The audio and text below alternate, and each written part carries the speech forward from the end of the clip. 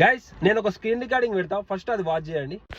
Guys ఈ account వచ్చేసి Calvin Raj నాది. మొన్న రీసెంట్గా రీతు చౌదరిది స్టేటస్ పెడితే రీతు చౌదరి అఫీషియల్ అకౌంట్ నా స్టేటస్ చూసింది. సో నేనైతే చాలా అంటే చాలా హ్యాపీగా ఫీల్ అవుతున్నాను. చూడండి 1.3M Ritu Chaudhary official account. Full video watch చేయండి. గైస్ వీడియో అయితే చూసారు కదా. సో గైస్ మనం డైలీ టాపిక్ వచ్చేసి మనం ఒక పర్సన్ గురించి తీస్తున్నాం. సో మనం ఎవరి గురించి అయితే వీడియో తీస్తున్నామో వాళ్ళే మన వీడియోస్ చూసి స్టేటస్ చూసారనుకో, అది కలిగే ఆనందం నెక్స్ట్ లెవెల్ ఉంటుంది. అది అనుభవించేటోళ్ళకి అంటే వీడియో తీసే వాళ్ళకి అర్థమవుతుంది, వేరే వాళ్ళకి అర్థం కాదు. సో ఫైనల్లీ వచ్చేసి మన video and status Ritu Chaudhary official account తన ఓన్ అకౌంట్ చూసింది. సో మీకు ప్రూఫ్ వచ్చేసి అదే నేను స్క్రీన్ రికార్డింగ్ పెట్టాను కదా. సో అదే అన్నమాట. నాకైతే చాలా అంటే చాలా హ్యాపీ. సో మనం ఎవరి గురించి అయితే వీడియో తీస్తున్నామో వాళ్ళే మన గురించి తెలుసుకొని మన వీడియో చూసారంటే నెక్స్ట్ లెవెల్ కదా. నిజంగా Ritu Chaudhary thank you so much.